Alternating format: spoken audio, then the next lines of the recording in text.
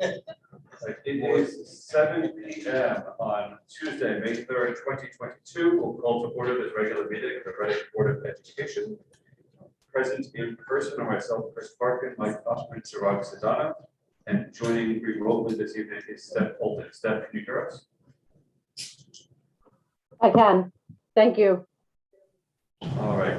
We'll move to the first item, which is the consent agenda, which is the approval of March 31st and April 5th, 2022.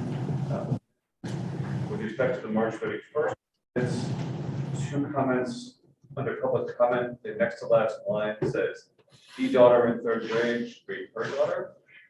Under discussion, it says Board of Finance requested $100,000 cut to Board of Education budget. I think it should read Board of Finance requested Board of Education determine whether it could reduce by $100,000 in budget. I think it was a little bit softer than what that sounds like. Any other comments on those notes? Talking about both of them at the same time. I was just looking at the 31st at this point. Have a motion for the 31st.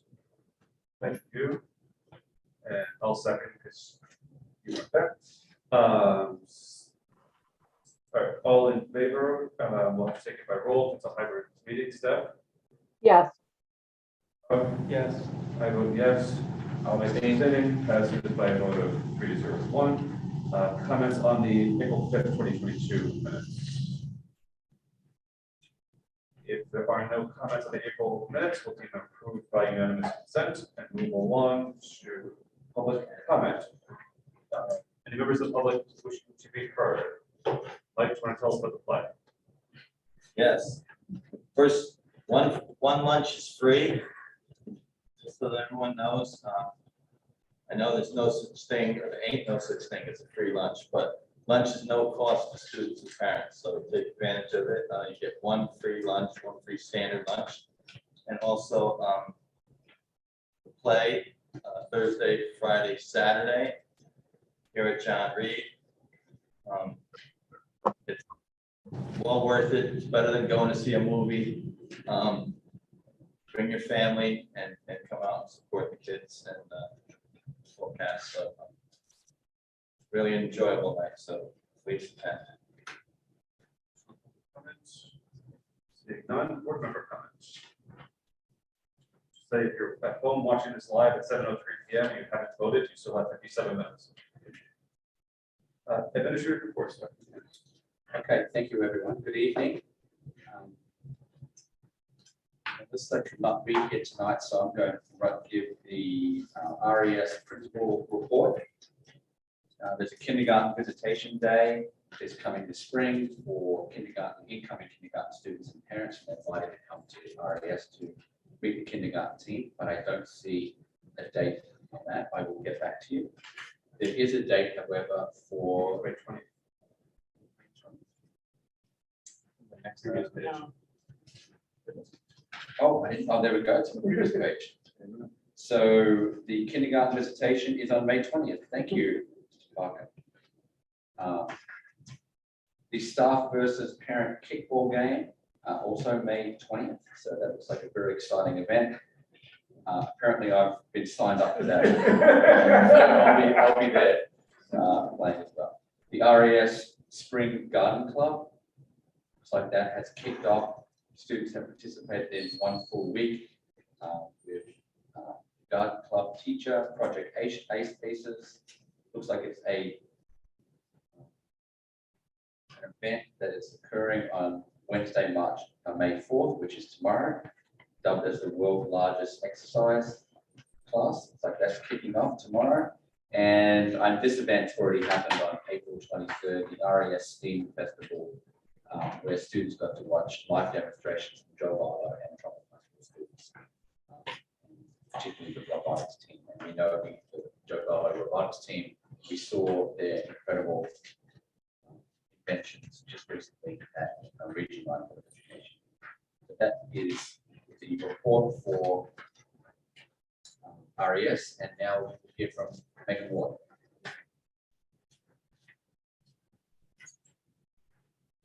Good evening. First, I just want to recognize that this is Teacher Appreciation Week this week, so I was not in the building yesterday, but we did it off this morning by thanking teachers for doing all they do around here bagels for staff this morning, which was a fun way to start the beginning of the week.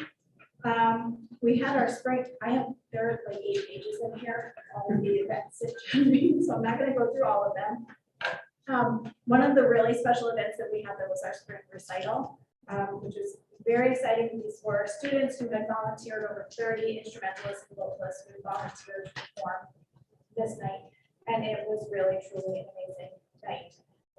For such a small school, the amount of tremendous talent we have is amazing. So that was really fun to be in the audience that night. Our 8th grade English language arts students kicked off their poetry unit by going to see the Band of Poets at the Ridgefield Playhouse, which was enjoyed by all, and that was quickly followed up on that on Friday by the Poetry in Your Pocket Day, where students were asked to keep a poem in their back pocket so that any staff member could ask them to keep it be an original poem or a poem that they found on their shelves or whichever. And if they were asked to read a poem and they were able to pull it out of their back pocket, they got a raffle ticket. Then we raffled some things up at the end of the day. So that was a lot of fun as well. We also celebrated and supported the National Day of Silence at John Reed, which was the first time we've done that, which is a way for students to elect to support students of our LGBTQ plus community. It was a really great success. We had 80 students actually on the day that chose to be silent during their classes, and it was a great day of support and allyship for members of that sometimes marginalized community, and it was a great success. No disruptions to learning. We have our recipients of our middle level Scholar Leader Award from the Connecticut Association of Schools. So Abby, Abba, and Michael Sherman are being honored, and will all be attending that awards dinner with their families. They selected teachers to attend with them, and Mrs. Vaughn and I will be there as well. Students in Ms. Rossi's class in studying their statistics unit designed and collected data to make their data plots using airplanes that they designed, which was a lot of fun. And Mrs. Meyer's class is cleaned up for Earth Day. Lots of things going on in our world language department. Our 7th grade French students wrapped up their study of foods. Some did a demonstration for foods in the class. Others decided to do a video, as you can see in the board report. And in Spanish, students were also working on a restaurant unit. We're encouraging students or families, if they go to a French or Spanish restaurant, to test their child's skills, and they should be able to order fluently off the menu. Students are also creating family trees, and presentations are underway as well. And 8th grade Spanish students also did some work around fashion in the library. Our 8th graders took the PSAT. And of course, we know that we have Susical coming up this weekend. Tickets can be purchased at the door Thursday, Friday, and Saturday. I was not here this weekend for the setup, but the transformation of the gym is truly amazing. So I'm really excited to see that, and of course, the bright colors of the set. Along with Susical on Saturday, the PTA is also sponsoring our artisan fair. It's happening sort of at the same time, and all hands on deck, and it's going to be amazing. And parking's under control, I promise. We're getting signs printed, police officer presence, and great. This is just a quick reminder for parents. Parents at JRMS have received 2 emails to do their course selection in Power School. So we're trying something new this year. We think it really streamlines to use our student information system as intended. So depending on the grade, they've been sent directions. We've sent video directions as well, so that they can get their course requests in by Friday. So if they want the best choice, best to do it now and not have the adults have to make some choices to work with students for their final parental arts classes. And that's about it. We have lots of events coming up at the end of the year, but we'll be talking about that and all those dates. We did have one nature's classroom canceled on us for our day trip. And I don't think I knew that at our last meeting, which was of course disappointing. However, we've already reserved our 3-day, 2-night overnight which was our original intent for 5th grade for next year, so. Plans are set. Where? Ivoryton in Connecticut, up by Hammonasset. Yeah, it's great. Is that also nature's classroom, that location, or is that a different program? It's also nature's classroom. Exciting for us. Fifth graders. Yes. I remember doing that. I remember doing nature's classroom as a 5th grade teacher, and spending 3 nights with 5th graders in bunk beds, and something I'll never forget. Exciting. Exciting all the Yes, I did it for years in tents up on the Visitation River with seniors in high school. Oh. Equally exciting. Okay, any questions? Megan, I don't think it was settled last month, but the 8th grade stepping up ceremony will be here at 5 o'clock that last Friday of this year. Yes, and the dance is following directly. We'll sort of direct that at 6:30 once parents have done pictures. That's not after the event. Before we move off the buildings, I don't know if you could speak for RES or Megan for me, just to comment on the COVID situation. I know there have been a very large number of cases this week that have resulted in absences, disruptions to the classroom. What's the sort of feeling on the ground? We don't have disruptions to the classroom. We did have a little bit of an uptick. I sent out this morning that we had 10 newer cases. That's between this morning and yesterday. But I think we're in good shape. We had a number of students in 5th grade, a couple in 7th, a couple in 8th, a couple of staff members. So we had some students that became concerned about a staff member, but everyone seems to be managing it well. We refer them to the nurse, and the nurse makes plans for the student and family for everybody's comfort, and students were able to remain in school. And just the data for RES, we had 16 cases over the weekend and yesterday, 10 cases today. The 16 cases over the weekend were 8 different classrooms. 10 cases today were 4 different classrooms. There were 5 students in the garden club. More staff are wearing masks that we're noticing over the last couple of days. The nurse is reporting that they're really asymptomatic or mild symptoms. And I think what we'll need to do as an administrative team is have conversations about what exactly do we see as an impact. Do we need to try any different strategies? There's an email coming home from me tonight scheduled to go at 8 p.m. and it's going to offer more test kits for families. They can sign up for additional test kits. We're going to increase the frequency of communication concerning the number of cases. Right now, we're doing it weekly, every Friday, and increase that to Monday, Wednesday, and Friday. And we're just going to monitor the data and the trends over this next week. Send a communication out to other superintendents in the area. They are also seeing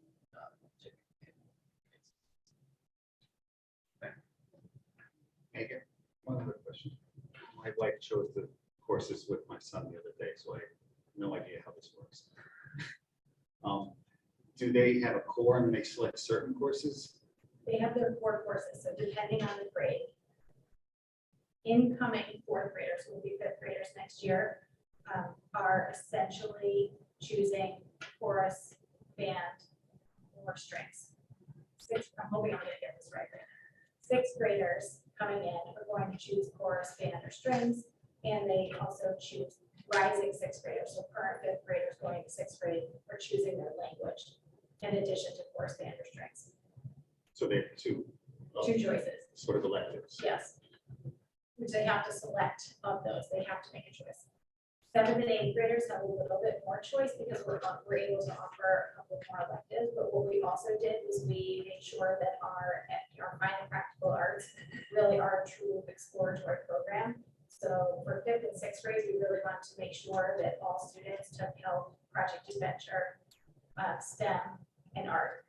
Or sometimes, depending on schedules and programming, students who may not have gotten STEM or may not have gotten arts, we're trying our best to avoid that and make sure that all students participate in that exploratory program.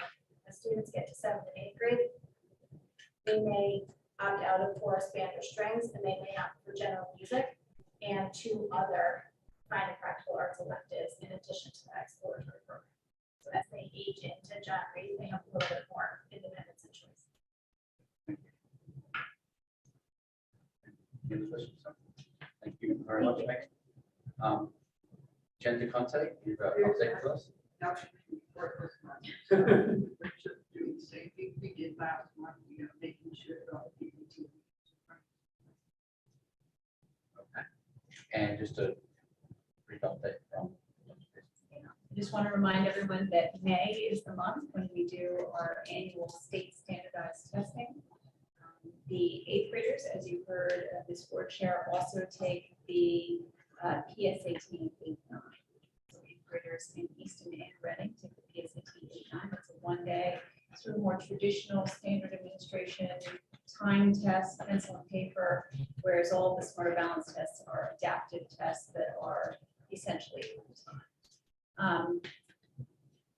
I think I can speak on behalf of the whole leadership team when I say that we are all eager for our students to gain back anything that might have been missed in the last couple of years. That said, my guidance to our content specialist has been not to cram or to rearrange the units of study so that they can get in the content before the state test. It is so important for our students to experience school in the most natural, normal way, as it should be, and not feel intense pressure to learn content just for the purpose of putting it out for a standardized test. We know that the state test is one data point of so many. And so while we certainly hope our students make gains, they are back with us and we celebrate them.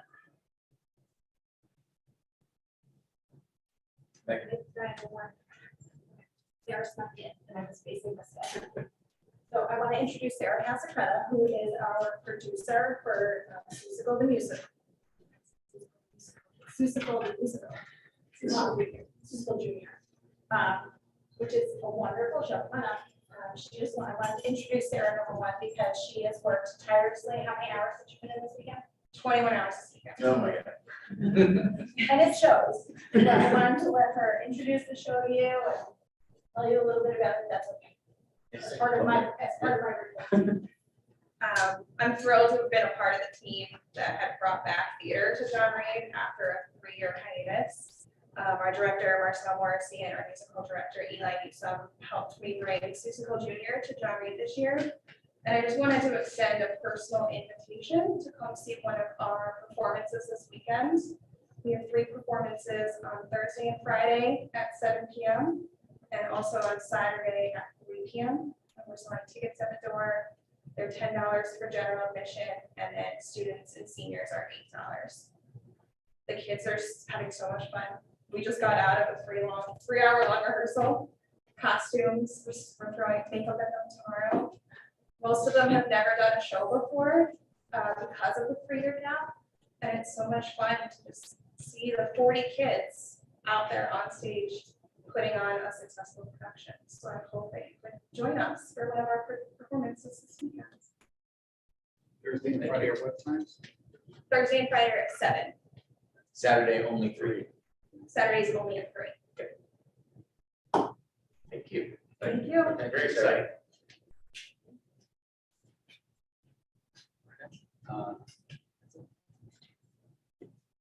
I think we cover our finances. Good claims. Good That claims. was the last one. That was March. Go ahead, go ahead. The only thing to say about the financial report is that we talked at central office and we're brainstorming a kind of a new way to report our financial information. And we should have that model organized for June. Like, yeah, the June, but we hopefully provide a strong forecast before the end. But we'd like to revamp the budget update summary report and make it align with our cost center approach that we presented in the budget. So we're working on that new model. No other administrative reports, board committee reports? Work from facilities policy, this will cover those as we move forward. Discussion of possible action. The first item is the capital plan.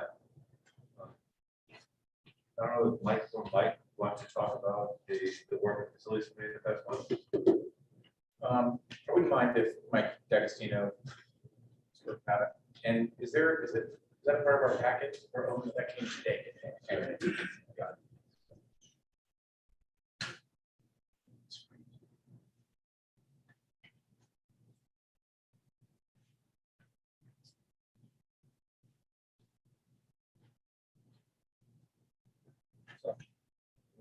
I'm happy to speak to the capital plan. So after a 2.5 to 3 year hiatus, the Reading Facilities Planning Committee was regrouped and given a relook at the existing capital plan. And did a walkthrough of both buildings to prioritize and assess building needs. And we did have a meeting recently where we were able to recompose capital plan. Sorry, I'm looking for it as I'm going. Based on current needs of the building and priorities. And so certain items have been on the capital plan for many years. Many of them are not. Thank you. And again, I think later on tonight, there's discussion relating to the recreation area, RES. That's been on our radar for quite some time. But, other items on the list, even though major items like roofing and windows and boilers and stuff, some of them are in the near future and some of them are further down the line, but also other items like, alarm enunciators and alarm panels and making everything to where it works harmoniously, I think is the goal of this committee. So again, I think we just kind of kick-started everything again, and we're going to be working again together to try to put together a comprehensive capital list and capital plan. So the items of this slightly longer than one-page capital plan represent the recommendation of the committee to adopt as its go forward capital plan. The expectation will continue to be reviewed on a regular basis. Yes. Any questions or comments from folks with respect to the plan? I understand everything here, with the exception of the alarm panel. There's something wrong with it. So when you have older buildings and you have additions that are put on or modifications that are done to the building, the district tends to address each project separately. And so what's happened here at John Reed is there's an original alarm panel that's non-addressable, and then there's a newer alarm panel that is an addressable panel. And so the two panels don't work harmoniously, and it causes a lot of false alarms. One. Yeah, and I so understand. so we're looking to modify that, rectify that. Questions about the plan? Just the two roofing items that we have in year 26 and beyond. With a priority one. That's because it is to prevent serious disruption to building activity. Meaning roofs in general are a priority.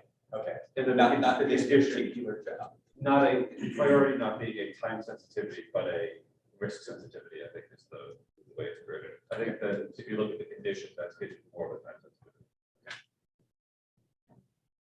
I don't feel that conversation. So if there's no further discussion, we'll look for a motion to adopt this as the present capital plan for the Reading Board of Education. And make that motion. Like for a second. Rob, any further discussion? isn't. All in favor? Steph?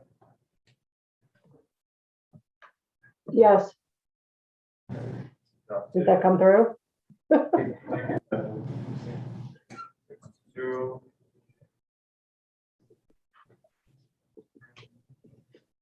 That brings us to RES Recreation Area Project. As the board will recall, we approved the project going forward and requesting funding from the town either directly or through the ARPA program.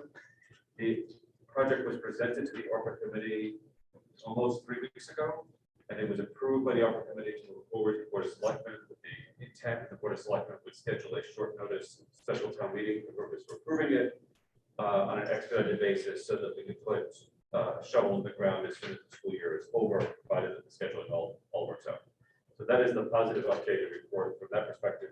And Dr. McKinnon has been doing a little more legwork if you comment on that. Okay, well, this is a pretty standard RFP. If you turn to page 8, or look at page 8, you can see the scope of work.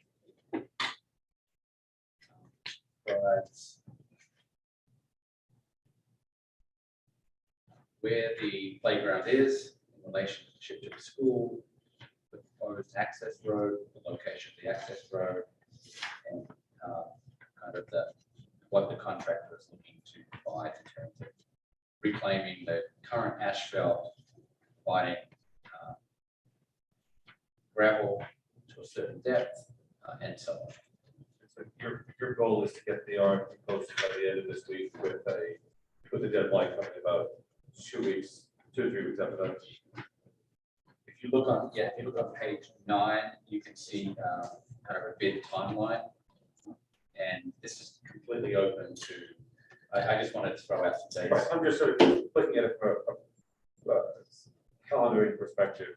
You'd be looking for feedback from members of the board and the facilities committee in the next couple of days to fine tune this so that it can be posted by Thursday, Friday this week in hands of bidders so we can get the process moving next week. Right, and if we manage to accomplish that goal, then the timeline that you see on page 9 will probably be intact in terms of a pre-bid site tour, May 13th. The bidders can ask questions on the 15th. We can respond by the 17th. The proposals can be received and opened on May 23rd, and the project timeline commencing this summer. And we could be awarding a contract at our regulatory meeting. So any suggestions, now's the time to. Any questions with the project, comments? I'll read it tomorrow morning and get back to you. Yeah, great. And some of these details were based on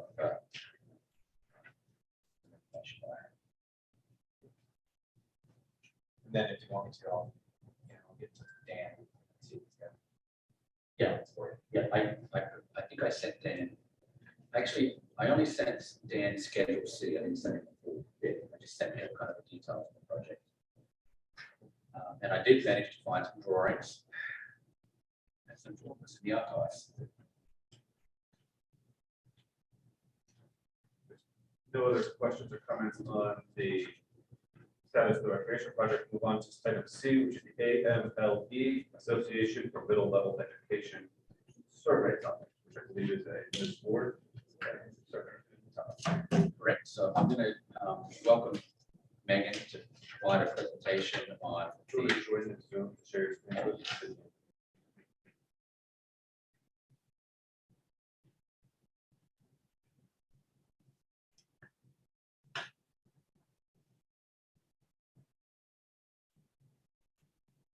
Always exciting when the casting works.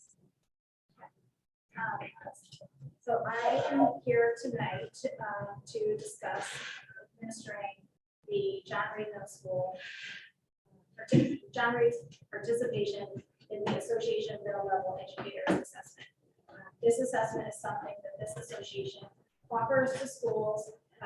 Originally, my interest was really in getting feedback from staff as I talked to the organization. They were pretty adamant that you get the best report when you survey all of your stakeholders. And in our case, that would be certified staff, students, and parents. to see how we've kind of done historically and how we're doing now. The AML survey, we've surveyed staff already. So we've surveyed 44 staff members, have been surveyed, have participated, have completed the form. Our next goal, why I'm here, is that our next step would be we would like to survey our students and our families to get the best feedback possible so that we can make plans for our future. So this assessment really provides analysis of John Reed's implementation of the 18 characteristics of successful middle school, and I'll review those with you in just a minute. The survey is really intended to highlight our areas of strength and to make recommendations for areas of our future growth. It really is a positive, strengths-based evaluative approach. The goal is to help schools understand the expertise and strong practice that we already have in place and how to extend our practices so that all aspects of the school are developmentally responsive and closely aligned to student needs and student voices. And then we meet with representatives from the Association of Middle Level Educators. They review all of the data with us, and we make plans for our future. Amld uses the data in an anonymized way to inform future programs. So what I love about the Association of Middle Level Educators is they are targeted on the middle school. And so often, whether it's journal articles or resources that are out there, so many are targeted K-6 and then 7-12. So it's really nice to work with an organization that targets that middle level learner.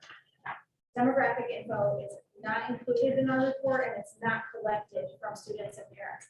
The only demographic info that's collected is from teachers, and that's really more about their years of service and their area of instruction. And I just want to review the 18 characteristics of success in middle school that AML are proponents of. And these are the three categories that the survey assesses when students answer the questions. We have copies of the student questions in front of them. So you can see in that packet that it's broken down by these three major categories, and then there are other indicators within those. So in terms of culture and community, we're looking at whether educators respect and value young adolescents, is the school environment is welcoming, inclusive, and affirming for all. Every student's academic and personal development is guided by an adult advocate. Sometimes that might be having an advisory program. Students feel that that person they need with as an advisor is their trusted adult. Sometimes they might indicate that their counselor is their trusted adult. Sometimes it may be their English teacher that is their trusted adult. The survey doesn't ask kids to name who the adult is. It really wants to know if they feel like they have an adult member of the school that is an advocate for them. Maggie, can I just give them the packet you have in front of you is divided into two, right? So the first half of the packet are the questions that you would receive as parents and guardians. And the second half is really the piece that it's probably midway through the student questions. And the domains are the same, whether it's the parent survey or the student survey, the domains are the same. The questions, because they're targeting different stakeholder groups, may read a little bit differently.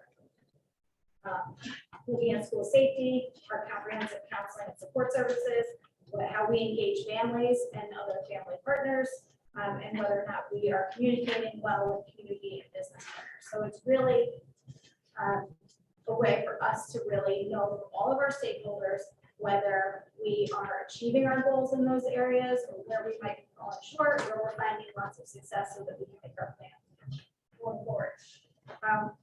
When I even interviewed for this position, one of the things I said was one of my goals for that first year would be to do a needs assessment of John Reed, and I really think that this is a really valuable tool, partnering with an organization that specializes in the middle school. The second category is curriculum instruction and assessment, and this is a really valuable area for us to get feedback from too. You know, whether educators are specifically prepared to teach young adolescents and possess a deep understanding of the content areas they teach. The curriculum is challenging, exploratory, integrated, and diverse. So again, getting that feedback from students, from staff, and from parents is really important. Our curricula in terms of health and wellness, whether our instruction fosters learning that's active, purposeful, and democratic, engaging all voices, and and varied and ongoing assessments, advanced learning as well as measure. And then the area of leadership and organization, which is great feedback for me and for Darlene in terms of our leadership of the building and how we want to move forward. Where we are sharing a shared vision developed by all stakeholders, guides every decision. Our policies and practices are student-centered, unbiased, they're implemented. We're committed to knowledgeable about young adolescents, equitable practices, educational research, informed equitable practices in educational research. We demonstrate courage and collaboration as we're meeting with, again, all stakeholders. And our professional learning also is relevant long-term and job embedded. Organizational structures foster purposeful learning and meaningful relationships. So I hope that we can administer this to students and families in the very near future. Is it designed for 6, 7, 8, or 5, 6, 7? 5, 6, 7. Are they taking this at home or is it during school?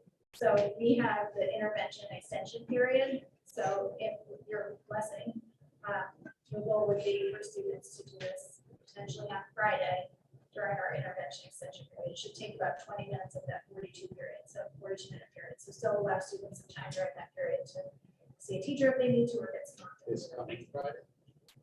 This coming Friday? I would like to, or we could do it another Friday. The end result of this, the information data, they share with anybody? Is it public? How is it disseminated? The data is used more globally. It's not identified by John Reed Middle School's data. They really use it to inform all of the practices of middle school. So it really goes into. Do we also get a report as to what our data says? We get a report, yes, but the way that they use it, they never name John Reed as they use it nationally. So we wouldn't necessarily know, hey, this is what it's like in Easton, and this is what it's like here, or other towns. This is really to assess how we are doing in our building. Would the expectation be that this would be given on an annual or every other year basis to create benchmarks? Or is this where are we now kind of competition? Now, this is a where are we now? I think depending on where we are now, and if we wanted to see growth along the way, but certainly this is something that we can put into practice. But you might notice that there's a real similarity between these questions and the annual climate survey. So in some ways, we could compare the responses on the AMLA survey to future climate surveys, in addition to the climate survey they will also take to see how that confirms or maybe raises questions. But it will allow us to sort of measure towards benchmarks over time. We'll opt out. Sure. These would be given on Chromebooks or on paper? There's a link that would be emailed to students and a link that would be emailed to parents.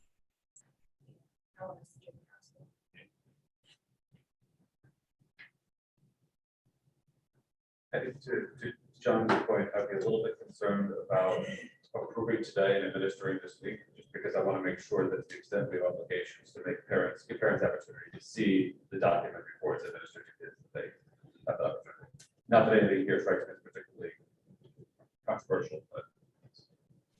Well, can we approve it and then show it to them and let them opt out if they want to? Correct, right, that's sort of the, Chris is saying that comment. what's motivated by comment about, let's approve it today and give it tomorrow, gives no real window to say, you know, here's what we're doing, here's when we're doing it. If we said we're doing it 2 weeks from now, we'll give people that opportunity to say, okay, fine, you know, we're not. There are benefits of doing it this Friday versus later. We have advisory periods, so we have small groups with advisors this Friday. I think context is key with the survey too, and we're not asking demographics. This is really curriculum instruction based, leadership and organization based. And I think that those 3 areas of the curriculum instruction, assessment, leadership and organization, and school climate are also key for us. The school climate survey is certainly a valuable tool, but this really is more of a kind of big picture of John Reed in all of those areas. You said compared to what? We're going to assess the school compared to what? like a dipstick of where we are now, like a temperature gauge of where we are now. So if you look at, a sample question, I would ask students. So if we ask a sample question, and what would be asked of students might be, my school has rules that are fair to everybody, right? My school leaders treat me fairly. If I have a problem or concern, I feel safe talking to school leaders. So that's an example of leadership and organization questions. The school provides opportunities for students to meet in small groups to discuss common issues or concerns. School maintains an environment that is safe. And then if we look to curriculum, instruction assessment for this. Yeah, if everybody agrees that the school is safe, right? Then you know that everybody feels safe. Or if it was the opposite, but you'd have something to work on. So students are selecting, they strongly agree to a spectrum of strongly disagree. There are 1, 2, 3, 4, 5, 6, 7, 8 measures there. There's nothing in here that's particularly offensive to anybody. Yeah, mean, I read would the agree with that. questions, I It's agree. like, I don't see what the, in other words, I think Chris is right that parents should have the right to opt out. Why they would choose to opt out, I can't imagine. I don't see anything here that raises any eyebrows on, any political spectrum or My any school is cultural clean. spectrum. What's that? My school is clean. Yeah, I think like the questions are really benign and they're helpful in helping them to assess, maybe things that they need to work on or not work on. So it was 48 hours notice enough. Well, I guess the question. Aside from the timing of when we give it, I would just like to say, I think it's a really courageous request that Megan is offering to do this survey. She's got the buy-in of her faculty, because you're asking questions here that are really important, that really get at the heart of teaching and learning, right? So a question for the parent. The school provides me with helpful, timely assessment data about my students' achievement, right? That may be a key piece of feedback that a parent wants to provide to the school. And if the school doesn't do well in that area, then you're going to reflect on how you provide that information to parents. I The think questions, sorry, in some of these areas, we might feel like we are providing That's exactly data, right? So we may feel like we're doing a good job, and the staff survey may report that. But if parents don't feel that we are, then there's a we're not. disconnect. Right, Yeah. there's some sort of communication gap there that we would want to fix. And there's also questions here that will even improve the ways in which teachers work together. So there's a question, I see that my teachers work together across subject areas on different assignments and projects. So it's not just about communication between the home and the school. It's really, it gets into the nitty gritty about culture and whether learning is seen as a serious enterprise. I love this question. My teacher helps me with assignments when I need it, giving more time when necessary, or giving me a different assignment or strategy. So some parents or some students may feel that they don't get extra help when they need extra help. Wouldn't that be a great piece of information for the school and for the teachers to be like, oh, wow, we need to do better in this area. How do we do that? It's a great way to give kids an active involvement in their education too. They get to have a say in Right. some of the things that are happening to them personally. An interesting aspect of it, because I was thinking something very similar when a student is answering the questions, they are also getting the message that, oh, this should be the way it is, Mhm. right? Shows you what good looks like. That's Shows you what awesome. good looks like. Yeah. I'm into So it. it sounds like we're in agreement that this is a good thing to do. Oh, that, and that we care about it. If you send an email to the, if you have to get an approval from the parents, if you send an email, I think people can quickly, it took 10 minutes to 5 minutes to briefly run through the Yeah. questions. It does not ask for the student name. It doesn't, yeah, it's Right. very non-personal, so I think it's I like it. Does anybody have concerns about the timing of it? My only question is about whether the organization permits you to share the questions with the parents about what kinds of questions the students are going to be taking without It's proprietary, I presume, So correct? I asked them for the PDF of the questions, because I have the links to the survey questions, but I would have gone in under JRMS, had to get the copies of all the questions, had to click and basically fill out the survey, but I didn't want to fill out a full survey. So I emailed them and I said, Katie Powell, who works with us, she's wonderful. I said, Katie, any way you could share with me a PDF of the student questions, because I knew that would be a top priority. She actually shared with me all of the questions, just to ask students and families. And I promised her they were for board perusal.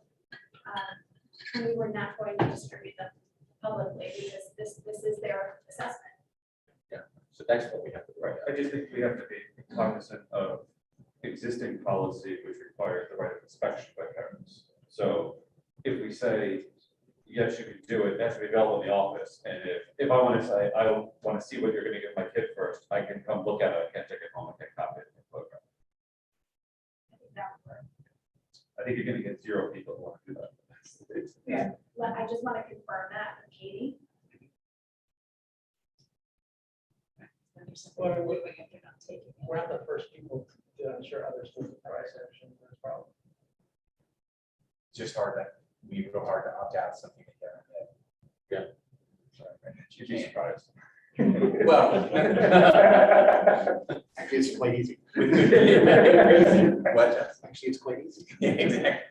Don't parents look to the Board of Ed to help make those decisions? That's where if we all Unanimous vote might help. unanimously, it'd be different if we were divided. I think. And if we're unanimously saying, we've inspected this, we think it's fairly benign, it's good for the kids, it's good for the parents.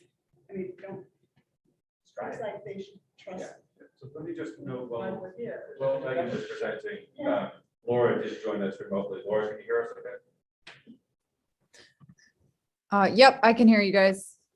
Okay, great. So the full board is now present. Laura, Steph, did you have any comments on this? No, I missed the first part, but it looks really cool. I like this. I think it's a great idea. I don't have any problem with it. I think it's great. So then we look for a motion to approve the administration of the formal name for this thing, the AMLE Assessment. assessment.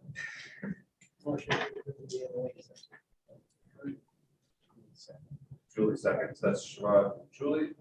And that would be subject to board policy with respect to administration of surveys to students and the leave to the discretion of administration to appropriate time to follow that. And then we'll work out the communication strategy for parents. Any further discussion? Would there, maybe if the parents took the test first, they would see that what kind of the typical questions are on the questionnaire, so that, And see how ineffective it is. yeah.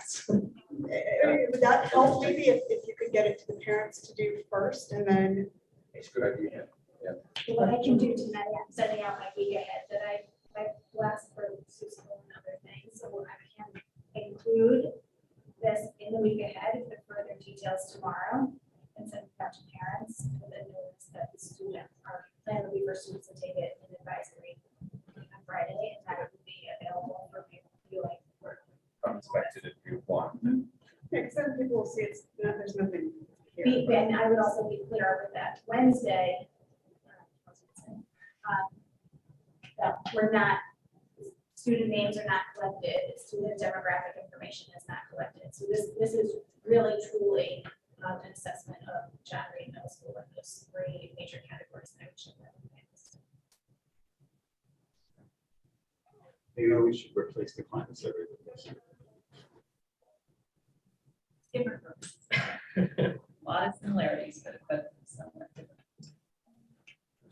No further discussion. We'll call the question, starting with folks remote. Steph? Yes. Laura? Yes. Everybody in the room? Yes. Yes. Motion carries unanimously, 7-0. That brings us to item D on the agenda, which is policy review. I can take it back.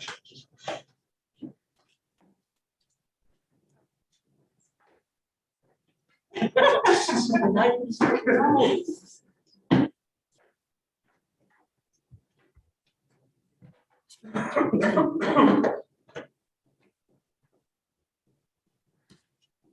as the board will recall, the Joint Policy Committee, in conjunction with the Region 9 Policy Committee, have been working in the direction of a wholesale replacement of our existing policies with the Shipman and Goodwin model for policies.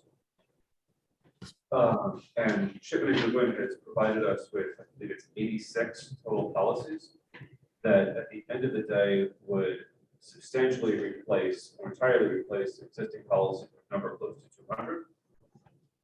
And it is the recommendation of the policy committee that we take a few initial actions tonight to move in that direction. And so the first step to a policy adoption or repeal is a first reading, followed by a second reading, at which point the repeal and the adoption of the finalized. So in order to create a wholesale replacement, we need to both repeal the existing policy and adopt the new policies. The first tranche of these policies is the group that was circulated to the board earlier this week and again today, which number about 50. And we were looking to accept those for a first reading. In addition, we'd be looking to accept for a first reading the repeal of every existing policy except those that were articulated today as well. Those would be existing policies regarding transfer of funds, data protection, which is FERPA, gifts, grants, and requests, soliciting of prices, which is bids and quotes, the series on transportation, recruitment and selection, which relates to employees, positive school climate in response to bullying, which was recently adopted by the boards, student records, which again is a FERPA issue, the series on Title IX, which was recently adopted, and the individual bylaws, which are not subject to the process of being elected to boards. To sort of signpost where this goes from here, the next step would be a second reading, which would solidify and repeal those policies, as well as the adoption of the 50 some odd Shipman and Goodwin policies that we're proposing for first read today. It is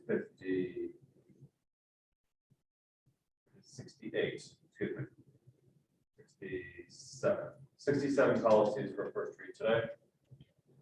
And that would be projected to be at the May tri-board 3 weeks from tonight, where collectively we could make sure that all three boards are on the same page, that they change any of these policies. And that would be the end of phase 1 of the policy project. Phase 2 would be looking at those areas of policy that were called out to not be touched right now, which are topics for which it requires additional deliberation and conversation. And there's a little bit more discretion. Things like when we talk about transfers, what is the transfer limit we're willing to provide without any prior authorization? We talk about bids and quotes. What are the thresholds for triggering bid requirements? We talk about recruitment and selection of employees. Under what circumstances the board being directly involved? Under what circumstances are joint employees hired and how are they hired?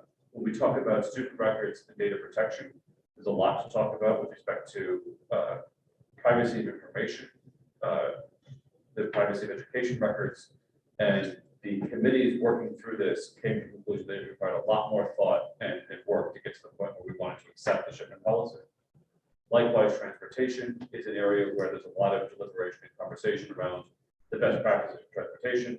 And instead of getting bogged down in that, we held that for a second round so that we move forward here. So the ask from the policy committees tonight is a two-pronged motion, basically. First, to accept for a first reading the policies that are called out on the Shipman and Goodwin list. Do you have the table open? There we go. Oh, there we go. Oh, you just start. Okay. To accept for a first reading the policies set forth for a first reading here, which is number 67. I'm happy to read it real fast if we need to. And to repeal all existing policies with the exception of those set forth that I detailed a few minutes ago. We can do it in one motion, we can do it in two motions. One motion is probably the simplest, and we can have any discussion at that point. But it's not making that motion. Before we make the motion, can I get just a very clear explanation of the procedure all the way through them, these policies becoming our policy. So it's first From reading today going tonight. forward. Yeah, including tonight. We accept them for first reading tonight. Yep. Right? Then you said something about the tri-board. The current thought is that we accept these as a first reading tonight. Easton meets a week from now, accepts them as a first reading a week from now. Region 9 meets a week from then, accepts them as a first reading at that point. We're all together on the 24th, at which point all three boards can accept second readings at the same time. And second, when you accept second reading, that's it. It becomes the policy. Yes and no. Conventionally, it requires a minimum of 2 readings. So at a second reading, you can accept it for a second reading and adopt it. Or if there's something that warrants further discussion, you can carry it over to a third. And so I know at least one time we went on the board, we did that with something. Yeah, Sent something back. So this is a beginning of a process to adoption, not the ending of that process. And it's the same thing for removing the policies, a first reading to remove, and then a second reading and the adoption of the removal. Right, the bylaws are fuzzier on that, but we're adopting the same process to be consistent, because we're sort of taking subject matter areas and replacing them with different text. You could theoretically call it an amendment, but in reality, it's a wholesale replacement. And as a practical matter, we're taking a field of policies that number close to 200 and narrowing it at the end of the day to under 100. And doing that is to align more with what we view as a legal obligation to have policy, as opposed to I think the policy manual will become a little bit like the tax code, and that over the years since the last time this was done in 1997, folks just added policies and added policies and added policies. They didn't necessarily get reviewed on a regular basis, or they just became too much. And in consultation with council, we've come to understand that which is necessary from that which is unnecessary. And so the K view is that a model policy book has 150 or 200 policies. The Shipman and Goodwin view is that a model policy book has between 80 and 100 policies. And keep it simple, stupid ain't just a nice catchphrase. It's also, I think, applicable here. And so that's the path that we've gone down. The policy committees have read every word of the 85 policies at this point and worked through it to this point where we're comfortable bringing these 67 forward for first reading to start this process with a further goal of being in a position where we hit the ground running on August 30th of next year, with the school year. Substantially, we are in the Shipman and Goodwin universe. And that has a few benefits, including updated policies will update some of the language that needs to be inserted into handbooks of the summer before we launch next year, as well as we will get into the Shipman policy service cadence, where when the legislative session closes next week, they'll provide updates for July 1 with respect to policies that need to change based on changes to the law. We can review them on a quarterly cadence and bring those forward, working off of the Shipman models, as opposed to trying to align Shipman guidance to existing CADE or other sort of homegrown policy. So that's the global strategy. I know you guys have been working hard on this for a long time. So here they all land all at once. It's a lot of reading. It must be hundreds of pages, right? I can probably play the exact page now. Yeah.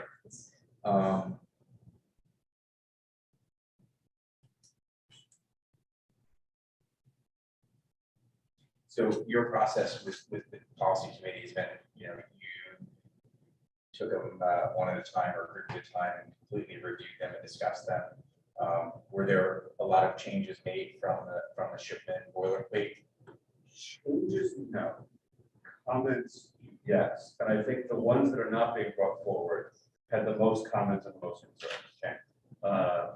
And you should have access to the whole policy committee folder. Everybody has that share access, and you'll see, even if you open up the documents that have been shared as draft policies, you will see comments that have been left by committee members in the course of the review, and lengthy dialogue with council to basically say, here's our concern with this, how do you rectify that? And sometimes the answer is, you have to do it because that's the law. You say, okay, fine. In other circumstances, well, you have that choice. And one of the areas that we had some lengthy deliberation on that hasn't been settled and hasn't been brought forward here is a question about student directory information for FERPA. And so that's your name, your address, your telephone number, that sort of thing. And if you recall, when students come into the class at the end of the year, particularly at the elementary school, the teachers like to submit, here's the class list, Mike lives on Main Street, Sarah lives on Smith Street. But here we don't do that. We make parents opt into that. And so when you get to back to school, Mike get to fill out a form that says, I agree, you can tell everybody where I live, that Mike is my kid. The model policy for shipment has directory information on an opt-out basis, which says that unless the parent says no, everybody in the class gets the list. And we said, well, that would be a complete change in our culture and practice. And we're not comfortable just doing that without at least having a conversation about what we want to go in that direction. So that's sort of the level of discussion that we've gotten into is identifying departures from current practice where it necessitates conversation versus this is just bringing the way the law requires us to have policy up to speed, in a lot of ways making it a more streamlined review, where Kate might have spent 4 pages telling you something, Shipment might have spent 1 page. And for context, it was over a year's worth of work on the Kate side and only 2 months worth of work on the Shipment side. You guys reviewed the whole K book too, huh? But all We these, got through half of it. all these ones that you're putting forward for adoption are the ship. Everything you're seeing is from the Shipment book. And I think any changes to Shipment boilerplate are not being brought forward here. We've sent some things back to them saying, you could do better at this in this way. And they've taken that under advisement and will either see that in their next round or will.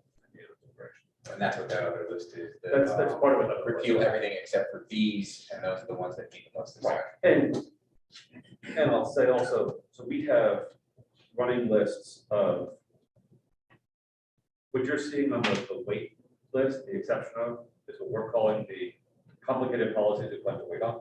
The committee also has it's complicated and we need advice list.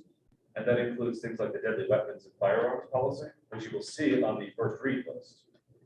But it's on the first read list for 2 reasons. 1, because we think ultimately it needs to be adopted.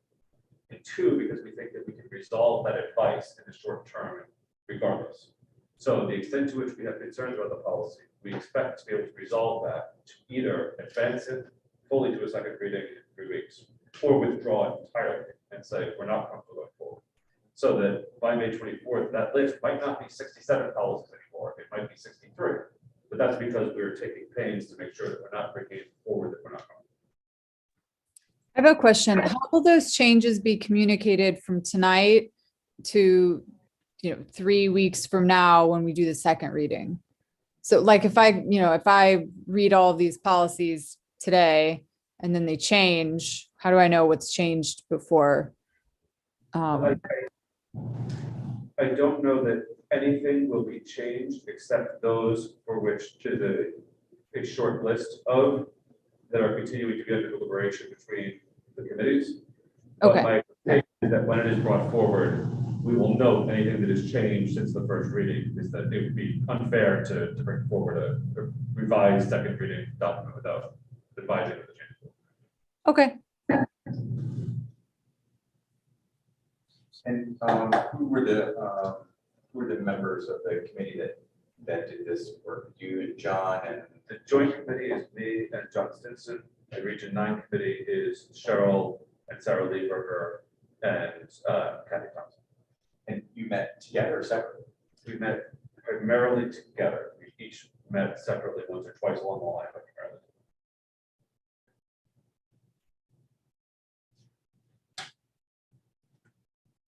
Sorry for the inquisition. Oh, it's a big deal. It's no small potato. It's a major function of the board is that policy. So it's appropriate to think it through.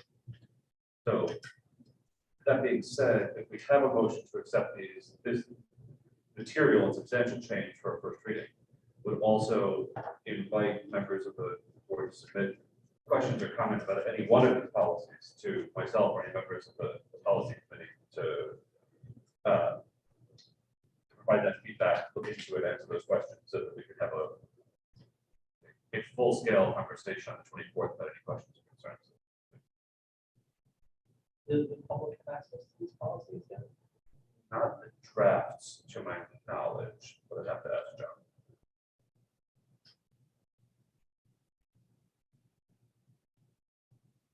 Best practice would be there. Best practice with respect to Just public access. or, yeah, or the way the board operates with new policies. You know, I think those are a part of our, when we do onesie-twosies, they're a part of our packet and it's out there. Right. This seems to be, you know, it's on a drive somewhere. It's on a drive, and everything has been reviewed in public, and they're all on recorded videos. You can see every single policy to look at in their draft form. But I would think that once we get closer to a second read, here's what's going forward, I think it'd be appropriate to make a folder available or some kind of public facing thing. I don't think we need to kill that many trees by making physical copies available if that Jill Marlowe or nobody will want them. And your goal for the end, you know, ideally there's a, you know, in your mind, there's a second reading and adoption at the May 23rd meeting, 4th, yeah, whatever it is. 24th, so that we can, you know, start the new fiscal year. But the new policies and also sort of clarity of direction, to the extent we can, in administration, like unifying where things have formed over the years. And you know, I think we talked about in the, might have been October tri-board meeting, when we talked about, might have been the positives for climate policy, I forget which one it was, where Region I had a policy that was updated in 2011, ours was updated in 2016, and East was 2019. We were all differently out of sync with what the law was, kind of everything over there. The reality is that the administration has to do what the law requires, but it's incumbent upon us to have legally compliant policies also. And so to the extent we can avoid those forks by coming together, even if it's once every 25 years, it's so important to it. So going forward, is the expectation that new policies will then have to go through all three boards? The expectation is that the boards will continue to cooperate through using the shipment policy service, so that on a quarterly basis, we'll sit down and say, what has changed? What do we want to recommend to bring forward? And then there'll be incremental changes. It's either shipment recommends a new policy on the color of staplers, or shipment recommends that you change your smoking policy to include e-cigarettes, and here's how you do it.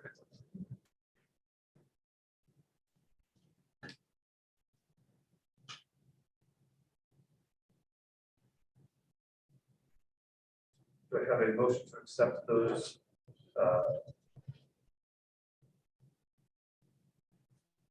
policies for first reading and repeal of all policies except those listed on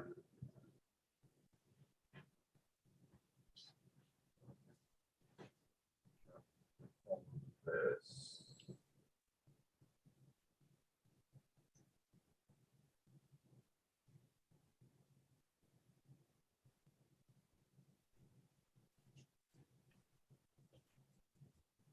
So look for a motion to accept all of the policies listed on Schedule A. Policy to accept for first reading all those policies listed on Schedule A, and a first reading to repeal all those policies listed on Schedule B. Schedule A. I don't think that's quite I don't think that's quite what you meant to say. Like a repeal of all the policies. Except those. Yes, thank you. Listed on. It's saying this too many times. All right, so Sharad is making the motion to accept for first reading those policies set forth on Schedule A, and to repeal all policies except for those set forth on Schedule B. I'll second it. That Laura, thank you. Any further discussion on accepting this first reading? There isn't. We will call the question again. Starting with those remotely, Steph, Yes, absolutely. Laura, Yes. and again, everybody in the room in favor? Yes, motion carries 7-0. All those motions, the repeal motions have been accepted for a first reading.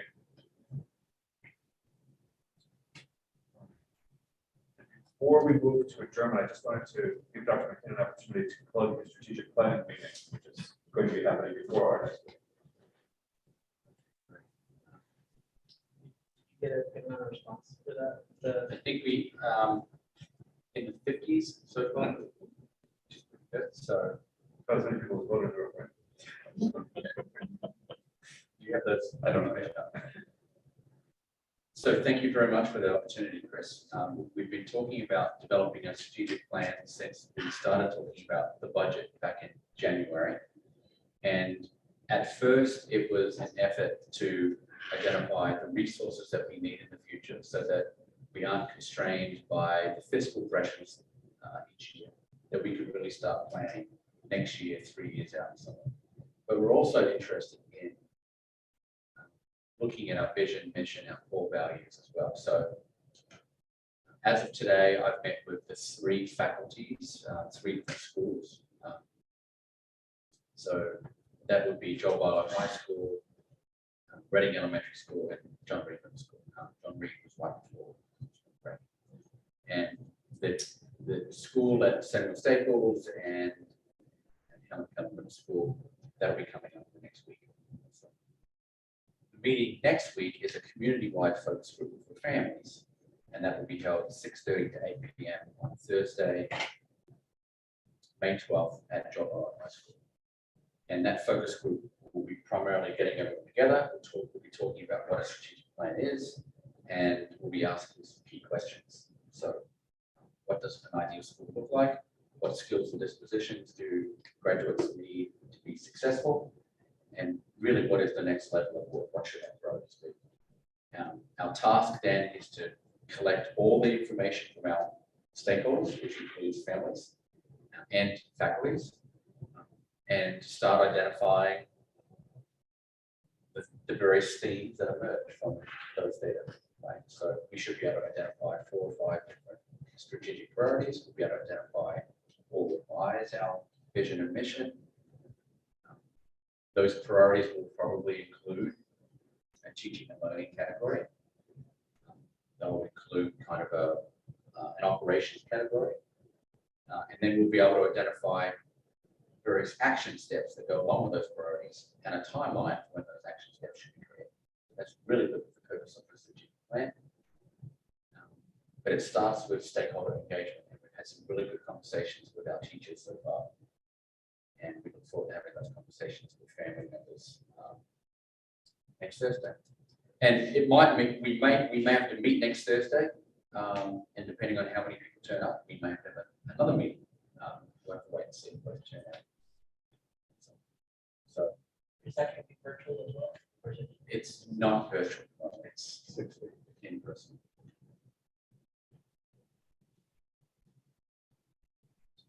Thank you.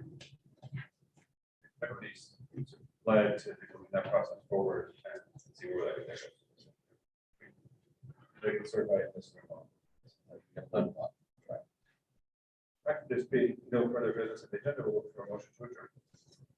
Second, Julie, any objection? Seeing none, we're adjourned at 8:14 p.m.